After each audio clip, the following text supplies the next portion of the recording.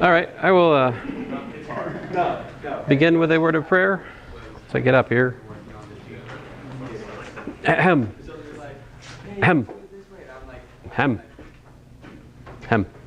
Dear Heavenly Father, we thank you for this day. Again, I thank you for this class and your creation that we can study.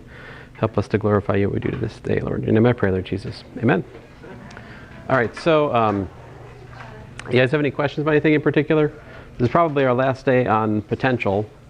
Next class, I'll most likely start into capacitors. So I have an example I think that might be helpful, so I'll do that. So suppose you've got a plane,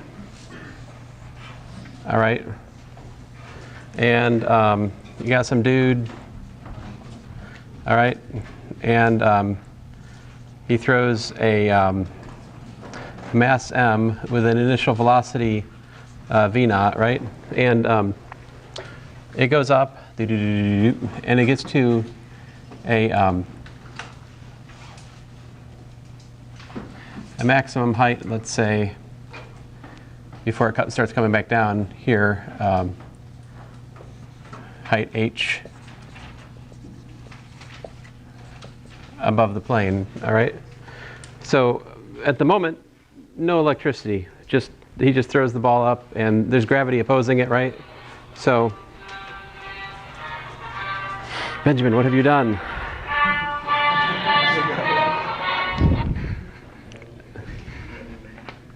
Am I in trouble? I think I might be in trouble with your no phone policy. I accept it. No phone, yes. Sorry about that. Eventually I'll learn how to mute my phone.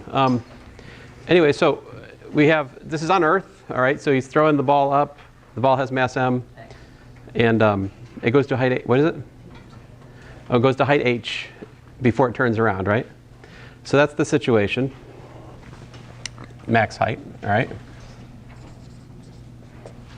And then imagine you have the same ball, all right? But now, and the same dude, but I'll move him over here for the purpose of my artistry. And he takes the same mass, but it has charge q, right? And now you observe that he throws it up, and instead of going height h, it goes, I better be careful, all the way up to there, right? The max height up here,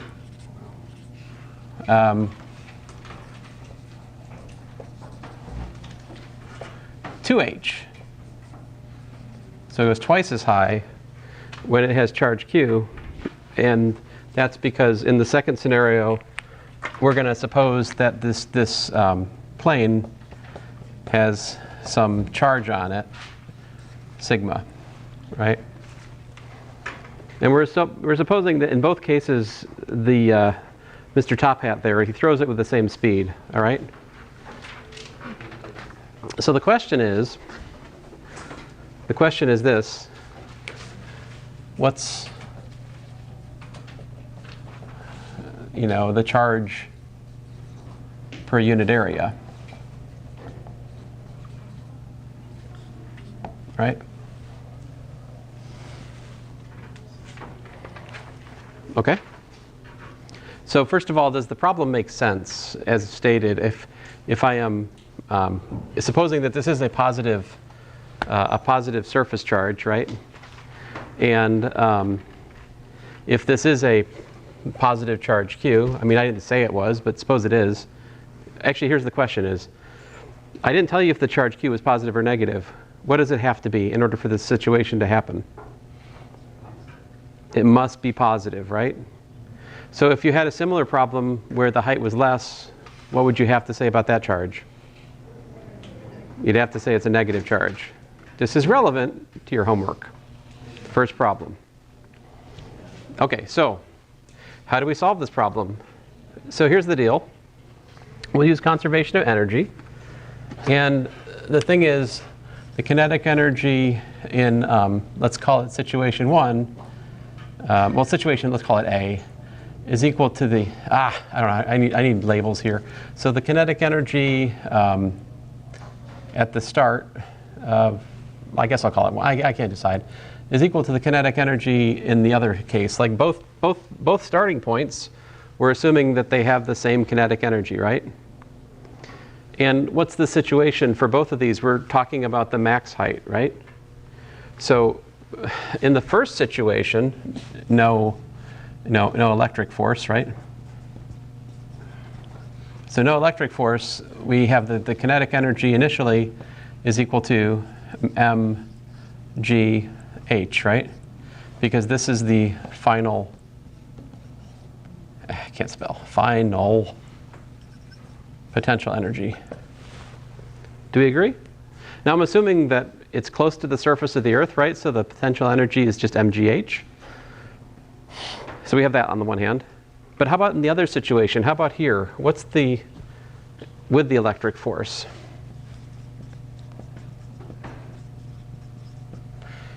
Well, in that case, conservation of energy gives me KE2 is equal to what? What's the final potential energy in the red trajectory as I've graphed it here? So what? I know that. Potential energy. Oh, potential. You know about potential energy. Who taught you about potential energy? School. School? Oh. Potential energy is something where you're ready to go, but you're just not going. Oh. Kinetic energy is the opposite. You're going. Kinetic energy is when you're going. I think that's... Mechanical energy is both of them. Mechanical energy is both of them. That's pretty good. I don't think it's going to help us solve problems in here, but yeah. Will this be on the test? No, you can't use Benjamin on the test. I'm sorry. Yeah, he'll be doing school at home that day, for the sake of me not failing the class.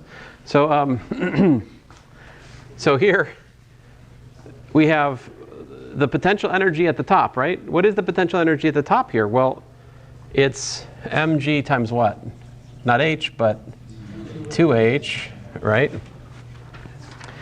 And the somewhat more mysterious thing here is what is the electric potential energy here, right? So what's the electric field in that situation?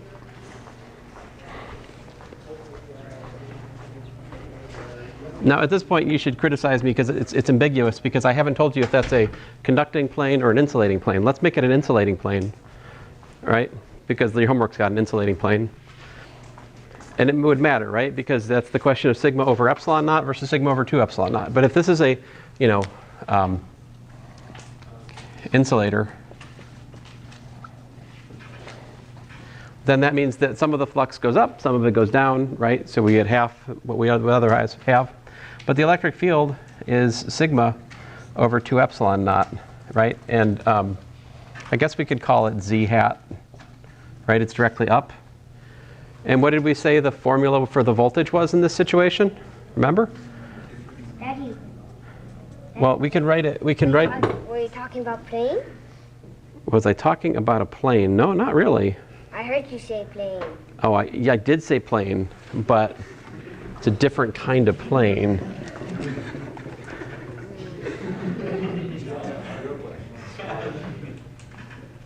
Oh, watch out! Careful.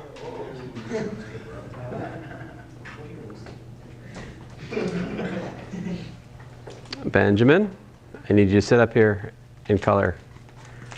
Okay, thank you. So as we talked about in the previous class, this would be minus sigma over 2 epsilon naught z, right? Now if I do that, this makes the voltage, this makes the voltage equal to 0 on plane, right? And I better do that, otherwise I'd get into trouble with equating. I mean, I need to do that just to make the energy equations come together like I have them. Anyway, so the voltage, I would use this for the voltage. I would make 0 volts on the plane because I can. If that's the case, what's the potential energy? The electric potential energy. Or if you like, PE electric.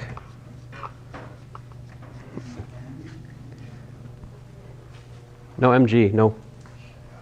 No. We just do, remember, voltage is potential energy per unit charge. Here, we're assuming this mass has charge Q, right? So it is literally minus sigma over 2 epsilon naught Z times Q. There you go. One moment. There we go. So that is the potential energy in the electric sense. So what's the net potential energy? It's the sum of the gravitational potential energy and this thing, which apparently is minus sigma Z Q divided by 2 epsilon naught, right? So then, since I'm assuming the same initial energy is given to the mass in both cases, I can equate the final potential energies in both cases, and that gives me what? mgh is equal to 2 mgh minus, and oh, be careful, what's Z equal to here?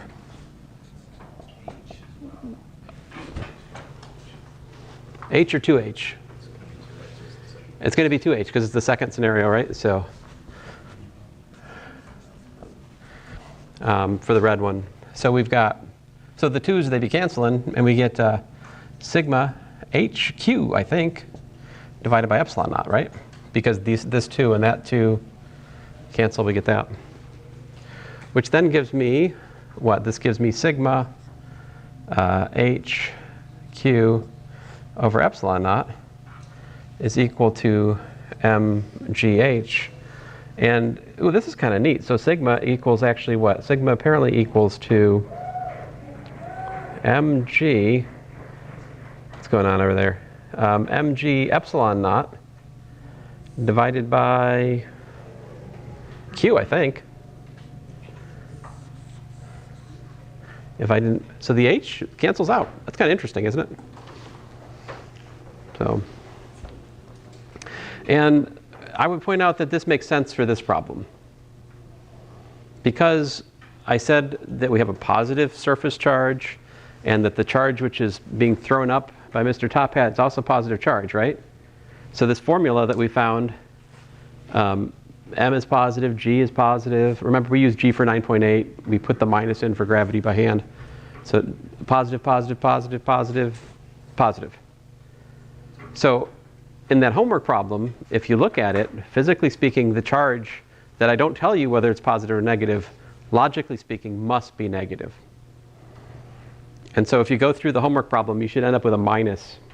So that minus and the minus, which is implicitly in the test charge Q you're throwing up, they cancel to give you a positive formula for sigma. All right? Just thought I'd give you a little bit of guidance on that homework problem because I think it could be tricky if I didn't say these things. So, wait, any questions?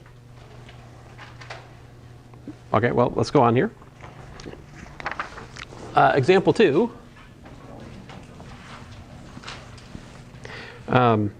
Suppose, I'll do it like this here. So suppose we've got a ring of charge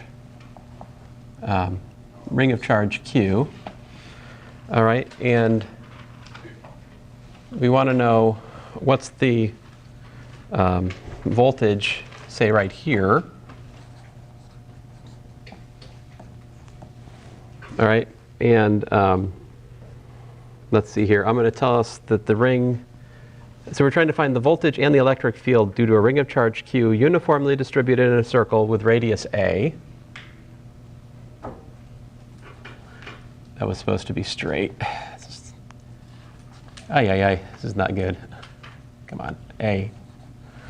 And so the radius is A. We're supposed to find the voltage and the electric field, the distance x from the center of the ring along its axis.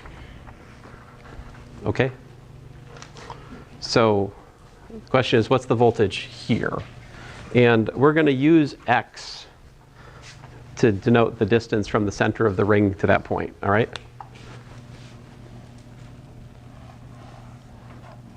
Everybody with me? So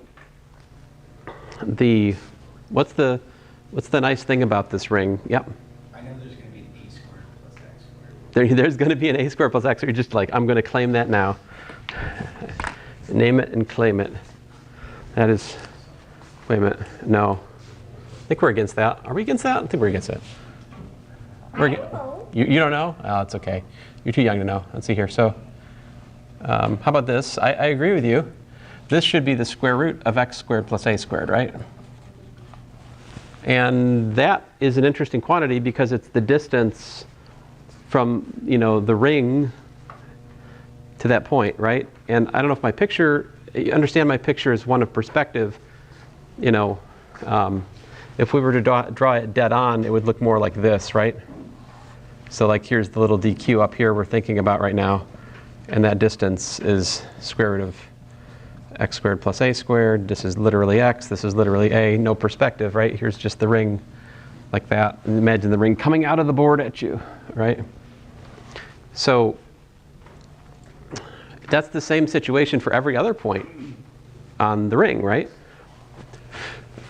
So if I think about this being a little dq, I could think about another little dq over here, whatever, right? And how much energy per unit charge do we, what's the voltage that it takes to put dq there? Well, remember we have this story, we have dv is equal to k dq over, square root of x squared plus, let me call this thing r just to save myself some writing here for a minute, divided by r, right? Now this is assuming what? This is assuming we're going to put the potential equal to 0 at infinity, which is reasonable here because, it's a finite charge. So anyway, I can then integrate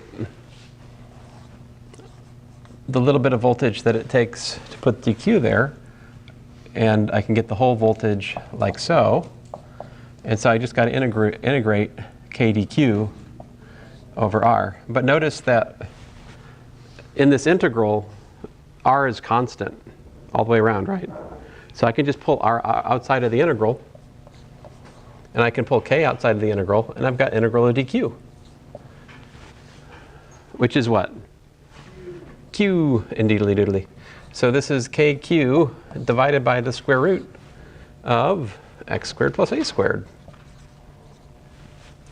Hooray. That is the voltage that it takes. Right there. And now I can figure out the electric field. What's the electric field? Well, electric field is generally minus the gradient of the voltage function, right? But in this situation, by the symmetry of the problem, you can tell me which direction the electric field goes, right? Which is what?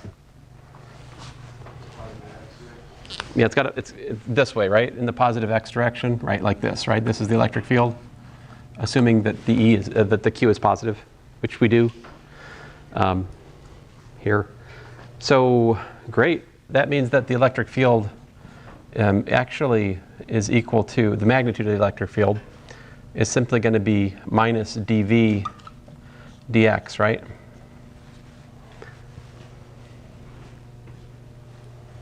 Well, not the magnitude. I guess I gotta, I'm sorry, let me just, I'm going to go back to vector here for a second and put an x hat here just to make myself feel better. There you go. That is the electric formula for the electric field, right? That's what the gradient looks like here because there is no, y or z dependence there as it happens. Well, I can't find. I mean, if you were to calculate this in its full three-dimensional glory, those other two derivatives must go to 0 because we can see by symmetry that the answer has to be horizontally this way, right? So the other terms in the gradient, they can't matter. And how do you differentiate this?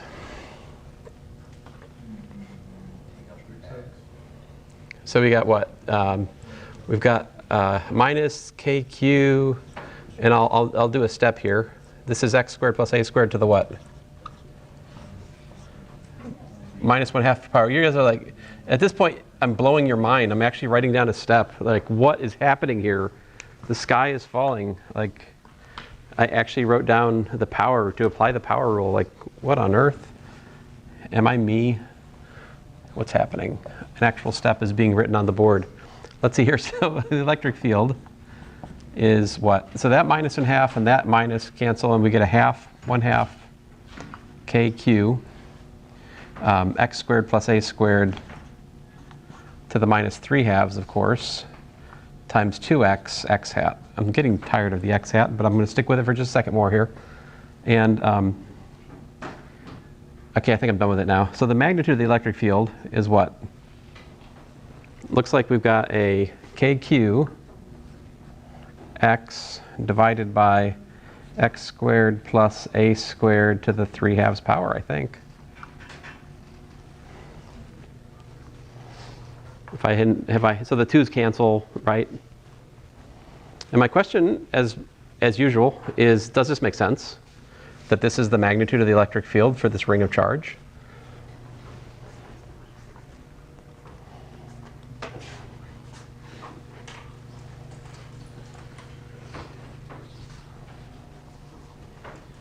How can we check logically? Like, think about it. What happens if we're like way over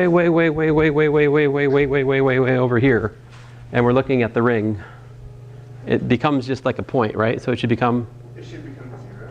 Meaning, if x is the value that changes, then what's the x value such that when x goes to infinity, e equals 0? Too far. If we let a go to 0, we should just get the Coulomb field. Yeah. If we let a go to 0, we should get the Coulomb field. That's true. That's one way to look at it. Or another way to look at it would be if x is much, much bigger than a, it should limit to the Coulomb field, which you're right, does go to 0. Like, that's true. But the question is, how does it go to 0, right? Because, like, the dipole field goes to 0, the quadrupole field goes to 0, you know, all of these higher pole fields we don't have names for all go to 0 far away, but they go to 0 differently. The Coulomb field goes to 0 like the you know, the inverse square law, whereas other ones go differently. Now, some of them don't go to 0 at all, right? Like the infinite plane charge just is sigma over 2 epsilon naught forever and ever, amen, you know? It's kind of boring. But, okay, so somebody told me put a equal to 0. I like that. That just gives us what? X over x cubed, which is 1 over x squared. Yay. On the other hand, it's pretty much the same analysis. If x is way bigger than a, just basically drop the a, and you got x over x squared to the 3 halves, which is x over x cubed, which is x to the what, Benjamin? Square. Which is? X squared. Which you said? X. Which is what? X to the what? X to the second power. There we go. Okay, very good. He likes to talk about x to the second power. So we've done this example before, right? We found the electric field due to a ring of charge before. What's the difference now? The difference now is we found it by finding the voltage and then differentiating the voltage function to find the electric field. And there are certain advantages of doing it this way. One of the major advantages is we actually didn't do a lick of trigonometry this time. Before, I had to select the component of the electric field that was pointing that way by multiplying by, I think, a cosine or a sine, I forget which, depending on how I looked at the angle, you know. So we actually had to multiply by a trigonometric factor to select the component of the electric field to add it up. This time, we didn't do that. We just found the voltage and differentiated, and that's it. So that's kind of neat. We could kind of level this example up a bit. What if instead of having, I like to do it this way. What if instead of having a ring, you actually have a disk, right? A disk of charge.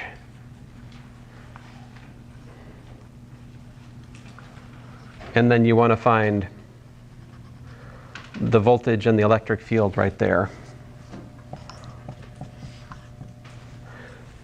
And rather than using x, I'm going to use z this time just to be different, all right? So we can think of this point as being 0, 0, z. And how would you find the voltage there due to this disk of charge? Do you guys have an idea? What do you think we should do? Yeah? Could you use the Gaussian flux law? Oh, no. I mean, probably, but that would be too hard for me because I'd have to figure out like a Gaussian surface which had the symmetry of the disk. I don't know what that is. Yeah. I mean, I guess it's a trick question because everything's perpendicular. So what if you just find that line, like No, not that either. No. All paths lead through calculus. Can't we just integrate over the function we just got? Integrate over the function we just got. I like what you're trying to sell me. Let me add some details. So what we do is we take the disk and we chop it up into rings, right? Chop it up into rings. Each one of those rings has an infinitesimal charge, which we could call dq. All right, and so that we could call, let's call that, I guess I'll call it, I don't really want to call it A, I'm going to call it, let's call it X. All right, so this is the trouble. I've used X up there to mean one. Let me call it Y so that I don't reuse I'm going to call this, you know what, I'll call it R. How about that? R. R for radius of the ring, little r.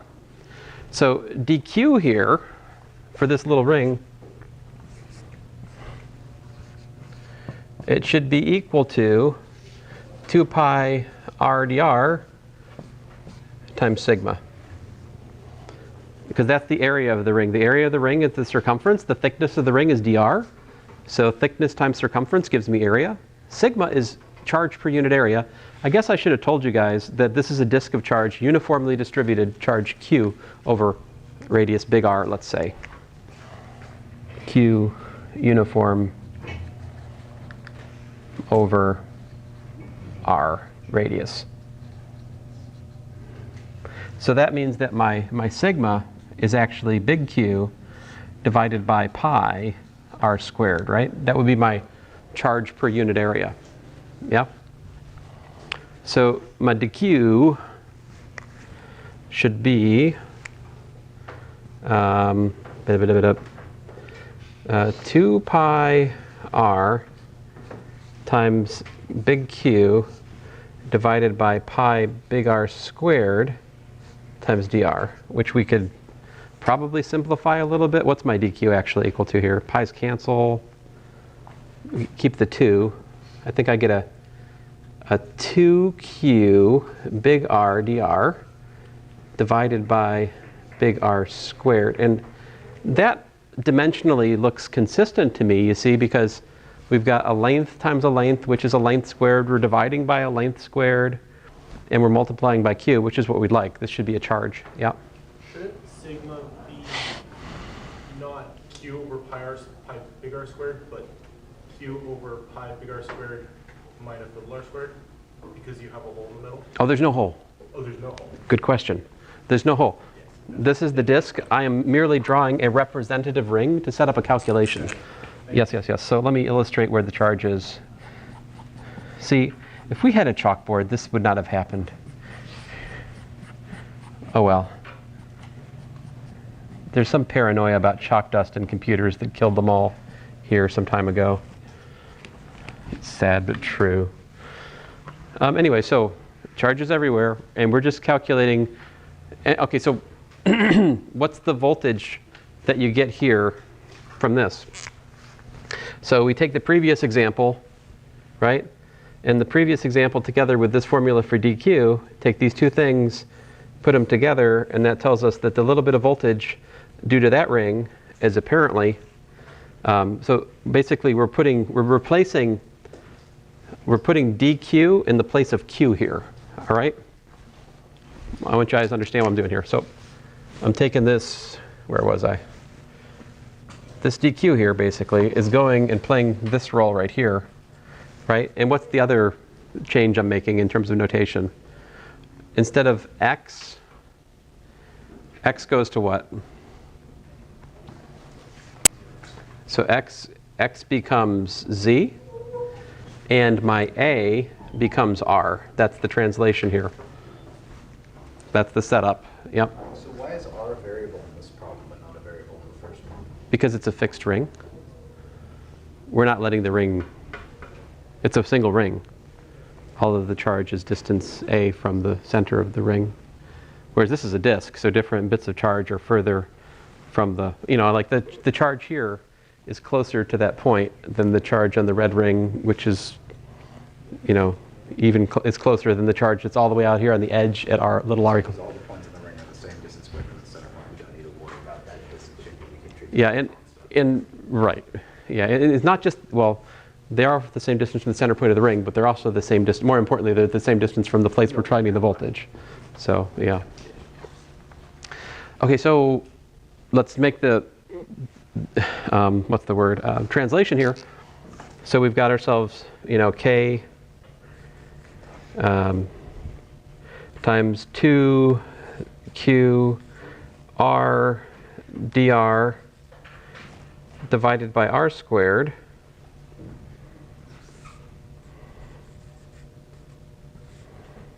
And then that's just the Q here. And then I'm supposed to multiply by X, but X is now Z. And then I'm supposed to divide that by X squared plus A squared, which becomes Z squared plus R squared, little r squared, in context here, all to the 3/2 power. And this can be done for what? For 0 less than or equal to R less than or equal to big R. And so the voltage is going to be equal to, oh goodness gracious, what are we up against here? Looks like we've got a I can't take R's variable, right? I have to keep those inside the integral. But the Z is not variable. Z is a fixed distance from the disk to the point we're looking at. So Z does not vary over this integration, right? So I can pull that out. So I'm just trying to think of everything I can pull out. I think I can pull a K, a 2K Q Z divided by R squared, the integral from 0 to big R of R dr divided by what? Z squared plus R squared to the what? 3/2 power. Did I get it?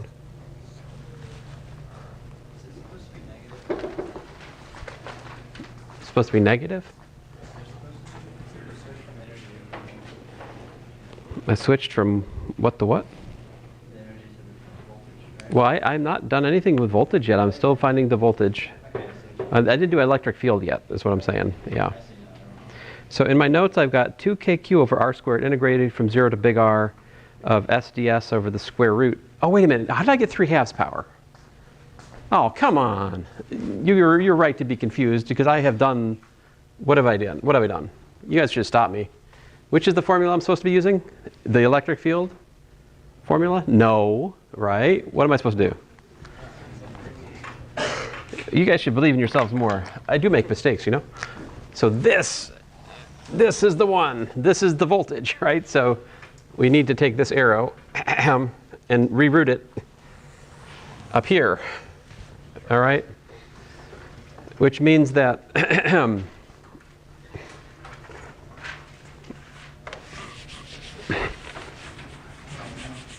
it's Dr. Sprano's birthday today. I'm celebrating it in my own way. Let's see here. So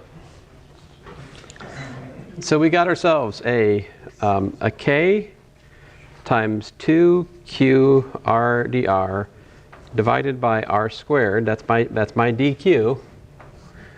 And then divided by, oh, this is so much nicer. Square root of my x is z, and my a is now r. All right, great. So this is not nearly as bad.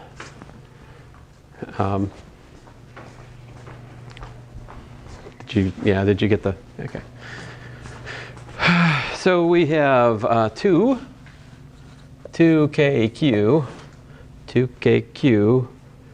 divided by big R squared, I believe. And then I've got R dr divided by the square root, right, of z squared plus r squared. I think that's what we should have. It's a good thing I looked at my notes. Although I think you guys would have stopped me pretty soon.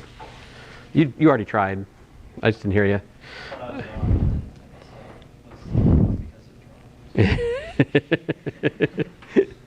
So we got kq over the square. Okay, great. How do we do this integral? How about we make a W equals to z squared plus r squared substitution. So then dW is 2r dr. Notice that z is constant in this whole problem, yeah?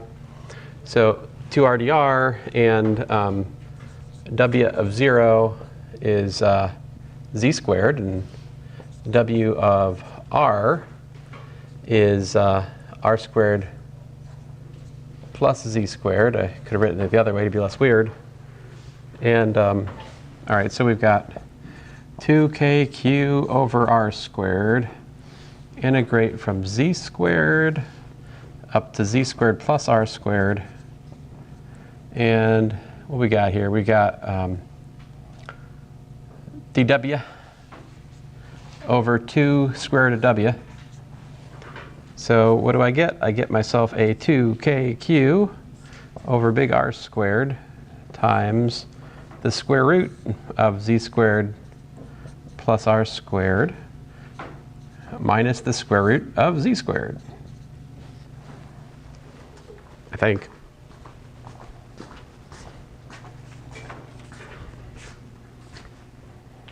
Yeah, and we could simplify that. We're assuming z is what?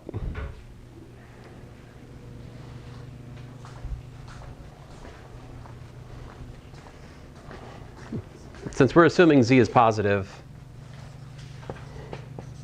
square root of z squared, no mystery there, it's just z, right? Generally speaking, you'd have to put absolute value there, but we're assuming z is positive, so. And there you go, that's the formula for the voltage. Now what's the electric field? So the electric field should be minus dV dz, right? By the symmetry, it only has a z dependence, right? That symmetry is really important for this calculation not to go more badly, right? If I try to do these same things over like a half disk or a quarter circle or something, I'm then faced with dependence in the other coordinates because there's no expectation that the electric field is just in that one direction.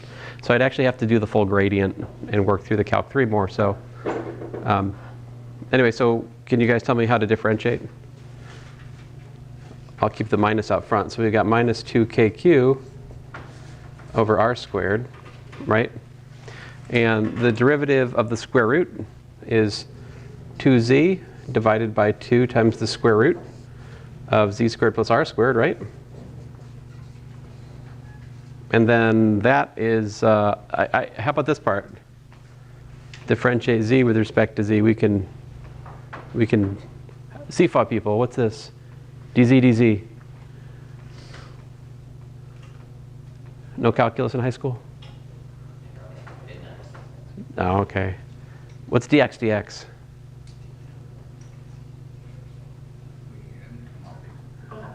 Yeah? Yeah, 1. I saw you back there. You're acknowledged. So yeah, but there's a minus, so it's a minus 1. But there you go. So there you go, the electric field.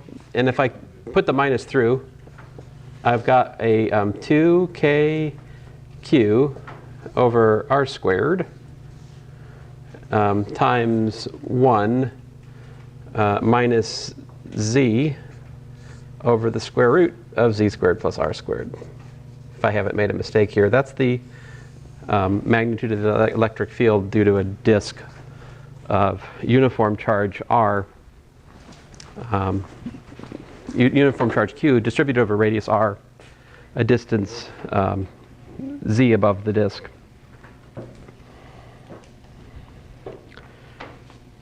And you can think about different limits for this. And if you let the big R go to infinity, if you look at this formula, right? If you let big R go to infinity,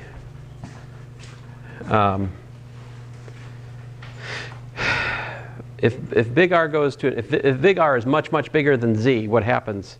This term is very small, and you're just back to this business over here, which if you sort through it is exactly sigma over 2 epsilon naught. because this just becomes a plane, an infinite plane charge in the limit that you're not very far away from it and the radius is getting big. So this will become the sigma over 2 epsilon naught limit. And on the other hand, if we're very far away from it and the radius is not comparatively big, it'll go to the, yeah? Oh, you finished what you were saying, then I have a question. And then we should see the Coulomb limit in the other limit, if I sort through it correctly, but you have other questions, so go for it. We got two different values for E between questions, examples 2 and 3. Yeah. What practically changed? Because it looked like E2 just got rotated 90 degrees. So It might be like, let me make a divide. Let me make a dividing line here. So example 2 above the line, example 3 below the line. The others are just connecting comments. So like it's by analogy. What I'm saying is that the voltage for the ring, that's the same calculation we've already done up there. But instead of having, up here we had Q, down here I have dQ. But otherwise it's the same geometry, like the voltage here relative to that point. So I can take the formula I have up here and I can replace this Q with the little bit of charge that's on the ring, which is what we worked out here. So that's why I'm plugging this expression in for Q right there, see? That's the one thing. K is K, so that's okay. Oh, I'm sorry, that's horrible. And then the distance from the center of the ring to the place we're finding the voltage here was X, but down here it's Z. So that's why Z is taking over for X in this formula. So that X becomes the Z. And then the radius of the ring up here in example 2 was fixed A, whereas down here it's a sample ring from the disk, and we're replacing that R. A is going to R. So that's why I have R instead of A there. Yes, Benjamin? Can I use your phone? Can you use my phone? I guess so. I don't know. It seems like a trap. No. Why would it be a trap? It wouldn't be a trap? Okay, Minecraft. Oh, you're playing Minecraft, of course. Well, why didn't I think of it? I always download games on the phone because I'm fake. I didn't even cost Wi-Fi. So any questions about this? No, I can not, any Minecraft questions will have to go to Benjamin. I'm not an expert in Minecraft. I really have very little knowledge about it. I know there's a Steve, and there's like iron golems. There's something called like the Ender Dragon or something. you're more of a Roblox player, aren't you? What's that? You're more of a Roblox player, aren't you? Roblox. What's that? Roblox trash! Well, my son has an opinion, yes. Why is it when this one goes to 0, field goes to infinity? When this one goes to, which goes to 0? Where R goes to 0, really small, field looks like it goes to infinity. Yeah, I have a suspicion that, well, this is also, when the radius is really small, this also becomes 1. So this is going to 0. It's indeterminate. There's a hidden zeroness in this. What is not as obvious is why this goes to the Coulomb field if Z goes to infinity, but it must. If we fix R, this just should look like a charge Q very far away, right? I think I have the details in the notes, but That wouldn't be indeterminate because it's not two things going to 0. It's 0 or something. well, we can't put R equal to 0. We have to allow R to approach 0. You know. Yeah, I mean. So I think that's it for here today. Now, I will have a help session later. We'll try to go through some problems from the book. So if you can come to it, great. If you can't, I understand. And have a good weekend. Thanks, guys.